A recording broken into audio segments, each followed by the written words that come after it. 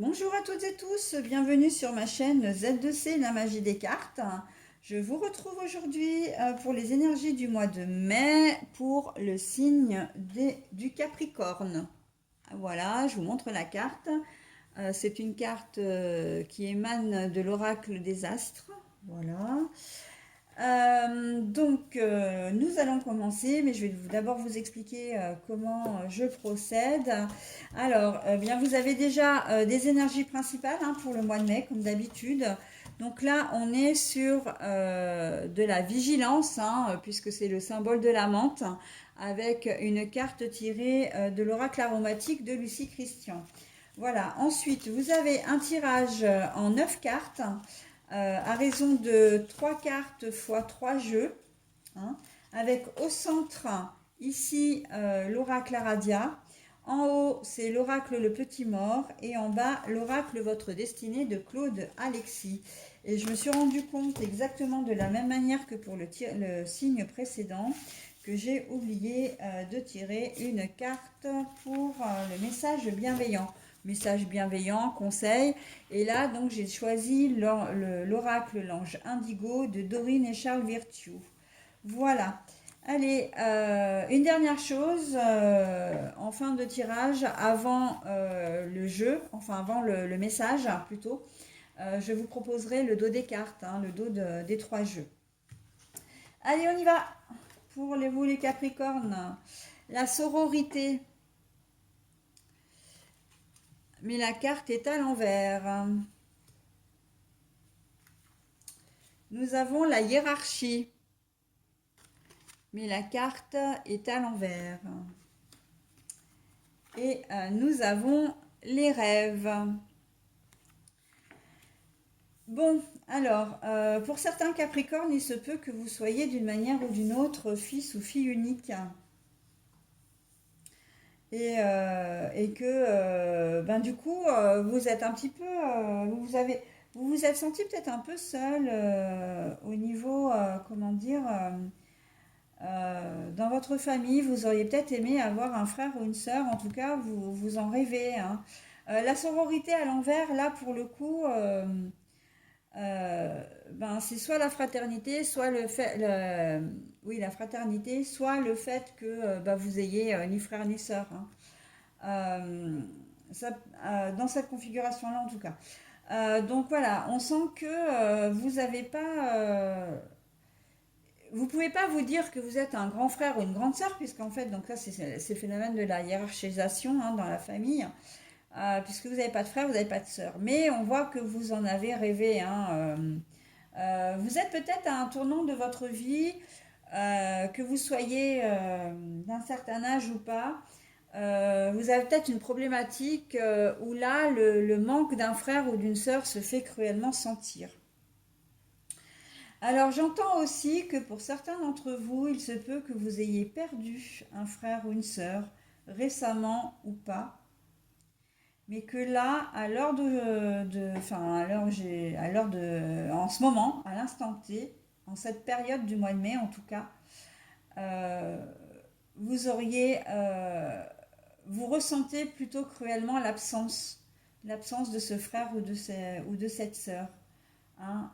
Vous en rêvez probablement. En tout cas, vous rêvez de lui dire des choses. Vous auriez envie. On sent que c'était quelqu'un qui était vraiment très très proche de vous. Euh, Vraiment des sœurs, hein. J'entends aussi que ça peut être un meilleur ami ou une meilleure amie, que vous considériez comme un frère ou une sœur. Et vous rêvez, hein, vraiment. C'est une absence qui est assez, qui vous perturbe encore, hein. Alors j'ai plutôt le sentiment que c'est quelqu'un que vous avez perdu il y a quelque temps déjà. C'est pas forcément visiblement, contrairement à ce que je disais tout à l'heure, j'ai pas le sentiment que c'est quelqu'un de très, enfin que c'est arrivé très récemment. Je pense que voilà, c'est quelqu'un que vous pouvez pas oublier parce que voilà, et c'est quelqu'un qui fait partie de votre vie, même il ou elle est absent ou absente. Mais vous en rêvez vraiment, hein. Vous avez vraiment envie, comme si vous aviez un problème à régler et que d'habitude, vous vous tournez vers cette personne-là enfin vous vous tourniez vers cette personne-là et que maintenant c'est plus possible de le faire. Et, euh, et du coup, ben oui, voilà, vous imaginez un peu quelle aurait été la conversation, quelle aurait été sa réaction par rapport à votre problématique. Hein. Voilà. Donc dans une autre configuration, on voit qu'il y a un manque de chaleur évident avec une personne. Alors bizarrement, je pense vraiment au travail là. Il y a vraiment vous n'avez pas d'affinité avec un collègue ou une collègue de travail et pourtant vous auriez aimé. Vous auriez aimé parce que ça vous aurait facilité la vie au travail. Hein. J'ai vraiment ce sentiment-là. La sororité, c'est vraiment, comment dire, un lien chaleureux, un lien bienveillant, un lien, comment dire, proche. Et là, on voit que ça ne l'est pas. La hiérarchie, c'est-à-dire la hiérarchie à l'envers, pour moi, ça veut dire qu'il n'y en a pas, c'est que vous êtes au même niveau. Au niveau professionnel, c'est pour ça que je parle de collègues de travail. Hein. On sent que, ouais, non, ça passe pas, en fait. Ça passe pas. Euh, Pas que vous... et j'ai pas le sentiment que ça vient de vous, parce qu'on a l'impression que vous, au contraire, vous auriez aimé que ça se passe différemment. Et du coup, vous êtes... alors, la vigilance, pour moi, la vigilance, c'est ben, que vous vous méfiez même carrément de cette personne. Hein. Et j'ai presque envie de dire que c'est dans le relationnel aussi, voire peut-être même familial pour certains. Il y a une personne dans votre entourage avec qui vous n'accrochez pas du tout. Euh, et là, le domaine du rêve, pour moi, c'est aussi le domaine de l'intuition. C'est le domaine de la... comment dire, vraiment, c'est mystique, au point que c'est comme si vous l'aviez rencontré pour la première fois et que dès les premiers instants, ça n'a pas fait. Hein, ça n'a pas fait. Et vous allez jusqu'à vous en méfier. Hein. Alors ça peut être une nouvelle belle-sœur ou un nouveau beau-frère qui rentre dans la famille. Hein. Ça peut être un nouveau collègue de travail, une nouvelle collègue de travail. Ça peut être le nouvel ami ou la nouvelle amie de d'une relation à vous. C'est une personne qui rentre un peu, ouais, voilà, qui est un peu nouvelle dans votre vie, mais vous la sentez pas du tout, hein. Mais pas du tout. Là, on voit qu'il n'y a pas de lien chaleureux du tout. J'ai même envie de dire que ça va même au-delà du, comment dire, du ressentiment. C'est vraiment, c'est pas que vous, j'entends le mot colère, mais c'est pas exactement ça parce que c'est plutôt un vrai rejet. C'est vrai, un vrai rejet de cette personne. Hein. Alors, on va voir dans quelles circonstances par rapport à la suite du jeu. Mais, ah oui, oui, il y a une personne là au mois de mai que vous allez rencontrer et que non, non, non, ça va pas le faire du tout. Allez, on y va. Ah bah, l'impasse. Ah ben, ouais. Et l'équilibre. La justice, l'équilibre. Ben en fait, moi j'ai envie de vous dire que cette personne, elle va partir de votre vie aussi vite qu'elle est rentrée, qu'elle est arrivée. L'impasse, c'est-à-dire que vous allez faire l'impasse sur elle, hein, complètement, parce que vous sentez que si cette personne rentre dans votre vie, elle va vous créer des problèmes. Mais vraiment, hein, là c'est cash. Et l'impasse, on voit que oui, hein, l'impasse, c'est qu'avec cette personne-là, ça passe pas, ça passe pas, ça passera pas de toute façon. Vous en êtes bien consciente. Et que la meilleure des choses pour arriver à, comment dire, à retrouver votre équilibre, c'est de complètement l'ignorer. Hein. De l'ignorer, de ne pas la laisser entrer dans votre vie. Mais si c'est une personne qui est, comment dire, qui est véritablement rattachée à une personne qui vous est proche, vous resterez vigilant, vigilante par rapport à cette personne-là. C'est-à-dire que vous n'allez pas l'empêcher de côtoyer son nouveau conjoint ou sa nouvelle conjointe. En revanche, vous allez être vigilant à toujours rester attentif ou attentive à ce qui risque de se produire, au mal qu'elle pourrait éventuellement faire à la personne qui vous est proche.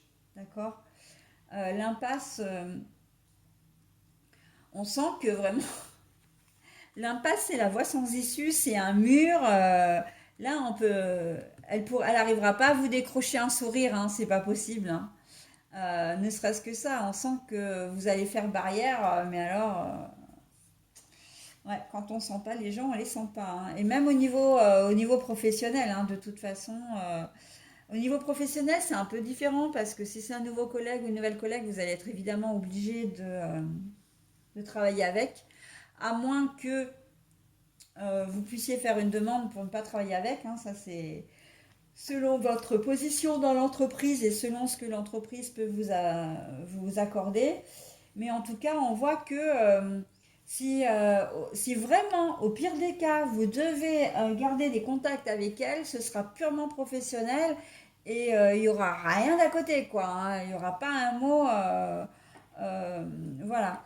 Ça, vous allez être un vrai mur, quoi.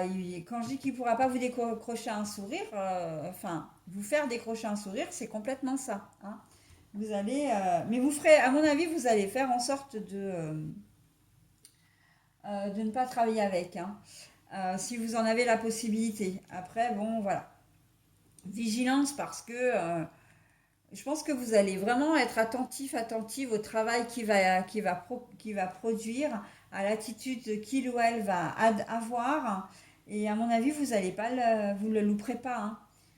Si jamais il fait un pas de travers. Ah, là, l'expression avoir quelqu'un dans le collimateur, c'est complètement ça, hein. Là, pour vous, hein. Allez, on y va, on continue. La chance. Ah, quand même. Ouais, je vais le faire ici. Alors la chance, pourquoi? Parce que vous allez ah ouais, ouais, ouais. Vous allez apprendre quelque chose sur cette personne, hein. Euh, c'est peut-être une personne que vous n'arriverez pas à cerner non plus et que vous apprendrez des choses, pas forcément par elle, mais par rapport à quelqu'un d'autre, hein. Euh, En tout cas, on sent qu'il y a vraiment comment dire, un blocage avec cette personne. Mais on ne peut pas ignorer la chance. La chance, c'est que vous allez apprendre quelque chose ou que vous allez effectivement pouvoir, comment dire, révéler des choses aussi à la personne qui côtoie. Alors, bon, je reprends parce que c'est un peu fouillis ce que je suis en train de vous raconter, mais j'ai des choses qui me viennent. Alors, on va déjà prendre le contexte professionnel. Le contexte professionnel, ça veut dire que vous allez certainement apprendre des choses si on vous colle ce collègue dans les jambes, j'ai envie de dire, parce que là, pour vous, ça va être clairement ça. euh, on va peut-être vous dire, bah voilà, on va peut-être vous donner des infos en aparté, ce qui va vous permettre effectivement de mieux le cerner pour être encore plus attentive ou attentif également. Mais ça va peut-être être aussi un prétexte pour justement justifier le fait que vous ne voulez pas travailler avec lui, hein. Et si je dis qu'il y a de la chance là-dessus, c'est-à-dire que vous allez être entendu et vous allez peut-être pouvoir au cours du mois de mai vous débarrasser entre guillemets de l'intrus, hein. Ça, c'est possible, c'est tout à fait possible. En tout cas, ou alors, vous allez peut-être effectivement au cours du boulot apprendre quelque chose qui vient étayer votre ressentiment, qui vient étayer vos arguments. Vous ne l'aimez pas et vous allez avoir une raison. Et ça va être une chance dans le sens où ça va vous éviter des ennuis, ça va vous éviter de vous faire avoir, d'accord.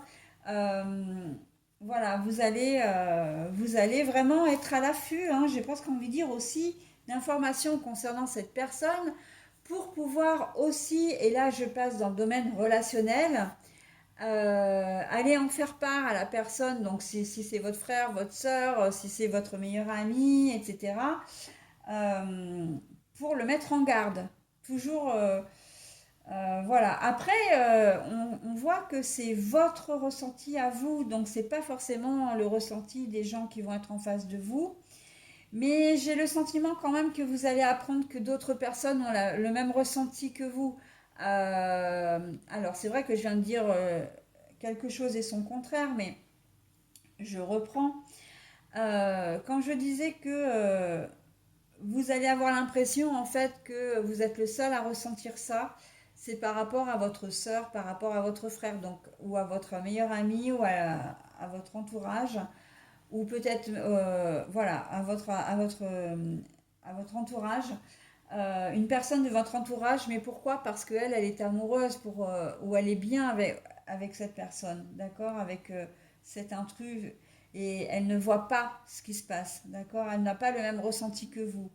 En revanche, il se peut que des gens extérieurs à ce couple, en fin de compte, aient le même ressenti que vous. Et vous allez l'apprendre. Et pour vous, ça va être une chance parce que vous allez vous dire, ah bah d'accord, je croyais que j'étais fou, que j'étais folle. Ah ben, je trouvais bizarre, voilà, je me reconnais pas, j'ai jamais l'habitude d'avoir cet a priori devant une personne comme ça. Et là, c'est ce qui se passe et en fait, vous comprenez peut-être pas pourquoi, hein. C'est peut-être quelque chose, comme c'est un ressenti, il n'y a pas vraiment au départ de choses concrètes. Donc vous savez que cette personne, il ne faut pas vous en approcher, mais vous ne savez pas exactement pourquoi. Et là, le fait qu'il y ait des gens autour de vous, avec qui vous allez discuter et qui ont ce même ressenti que vous allez vous sentir soulagé parce que peut-être que ça va vous aider également à comprendre pourquoi vous ne pouvez pas blairer cette personne alors que vous ne la connaissez pas, que vous lui avez même peut-être pas parlé, quoi. Ou parler le temps d'une soirée ou le temps d'un café, ou voilà, hein. Donc là, il y a quand même un phénomène de soulagement, hein, parce que vous étiez vraiment dans cette impasse là. L'impasse, c'est vraiment ça, vous étiez vraiment bloqué en fait, de dire mais attends, j'aime pas cette personne, mais je sais pas, c'est pas dans mes habitudes d'avoir. Puis c'était vraiment quelque chose de fort quand même, hein. On n'est pas dans le simple fait, bah, je la vois, bah, ah bah non, mais je l'aime pas celle-là, voilà. Hein, non, non, c'est vraiment, c'est votre corps qui réagit face à cette personne, d'accord? Allez, on continue avec cette colonne-là. Bon, alors, vous avez le serpent, la trahison, tout ça, mais la carte est à l'envers. Euh, Moi, je pense très sincèrement que avec votre sœur, avec, comment dire, avec l'ami, votre meilleur ami, etc., ou votre collègue de travail,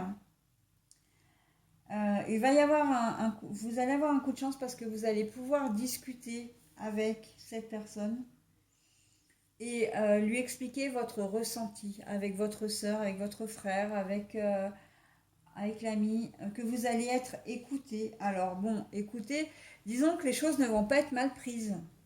Vous allez être honnête, mais les choses ne vont pas être mal prises. Pour autant, c'est pas certain qu'elle vous écoute, hein. Mais vous allez quand même pouvoir faire part de votre ressenti et surtout, vous allez rester toujours.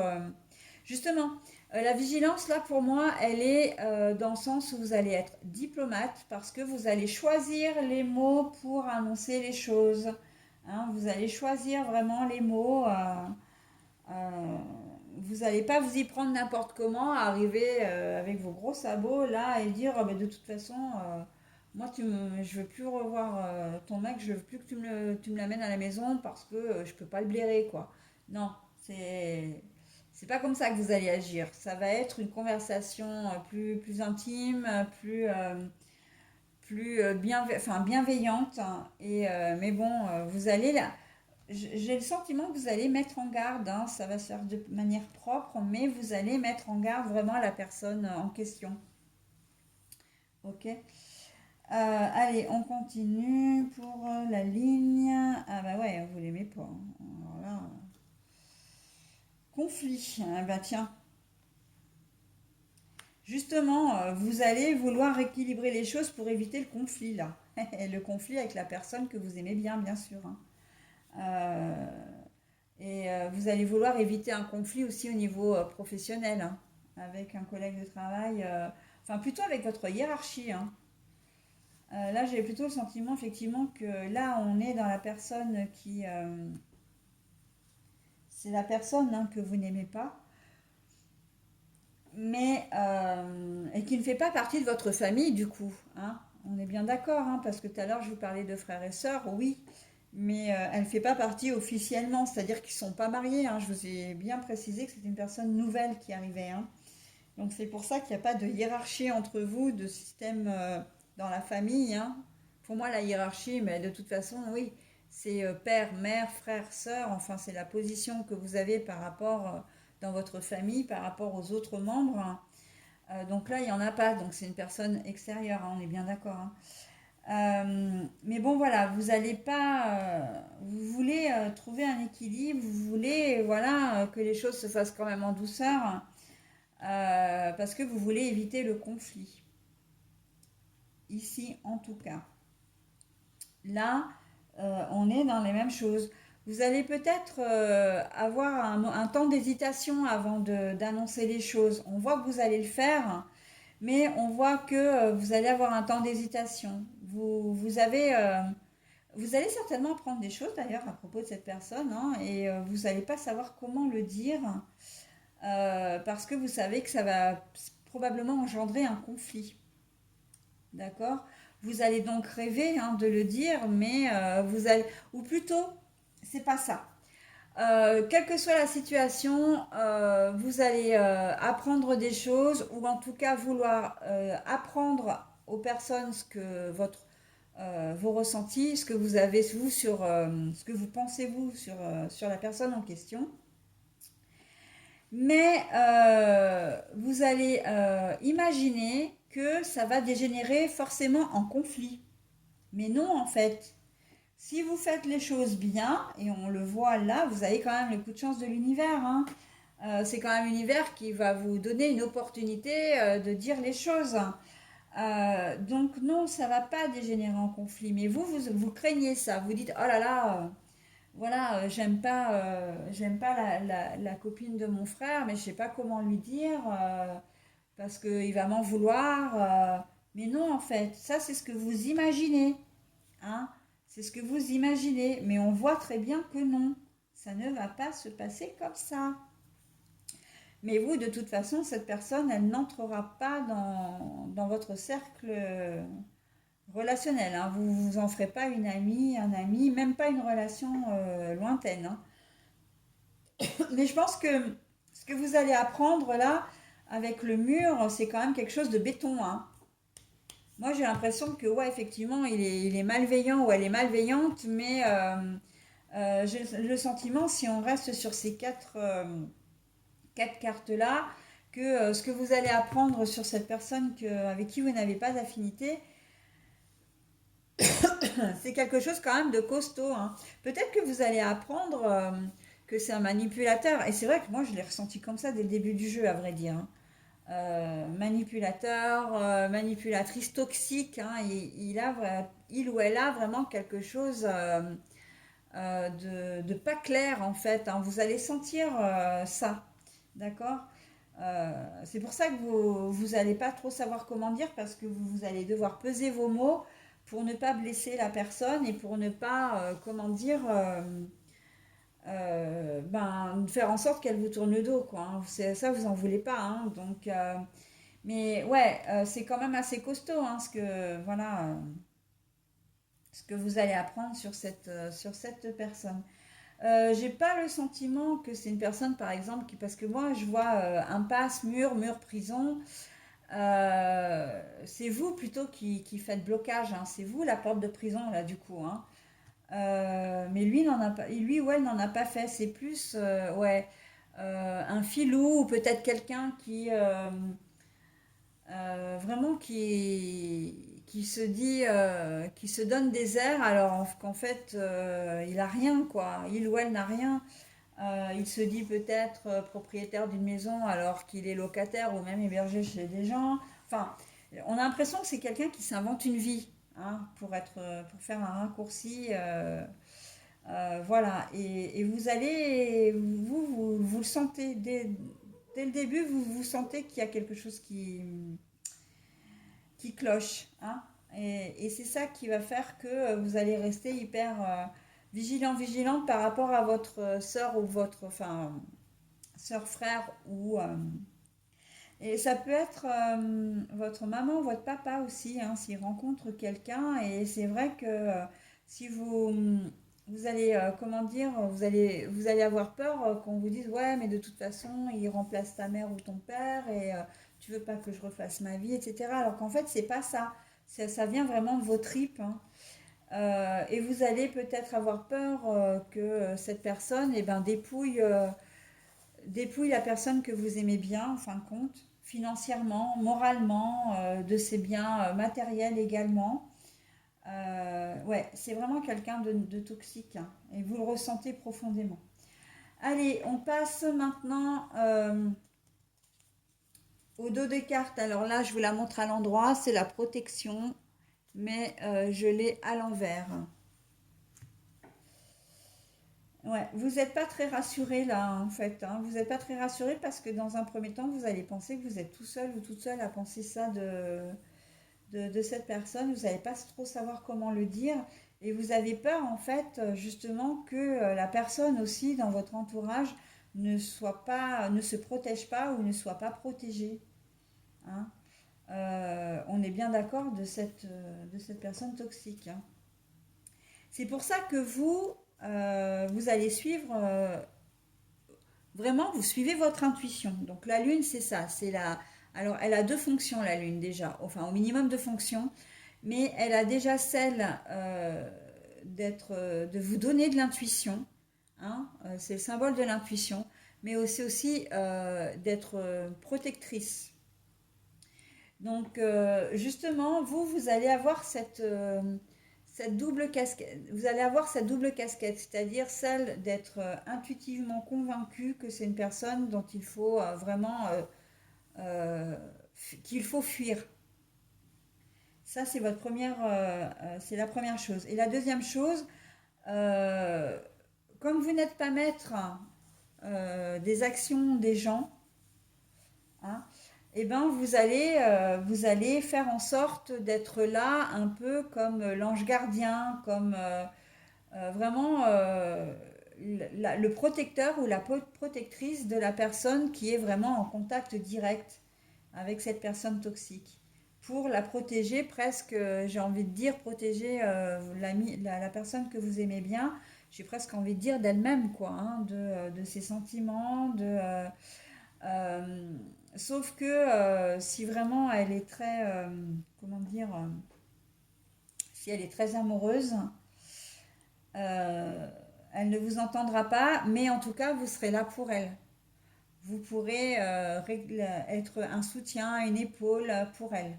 D'accord. Euh, j'ai un peu le sentiment que du coup, la personne en question, la personne que vous aimez bien, euh, elle va être au contact d'une personne vraiment malveillante. Alors j'irais même jusqu'à dire perverse narcissique. Et que ben, vous allez la voir tout doucement glisser dans l'emprise, hein, dans l'emprise, hein. Et là, j'ai la carte du lâcher-prise, donc de l'automne, mais moi c'est plus le lâcher-prise, hein, c'est ça qui m'interpelle le plus à l'envers. Ça veut dire deux choses. Ça veut dire que vous n'allez rien lâcher. C'est-à-dire que vous allez avoir la conviction que cette personne est au contact d'une personne toxique.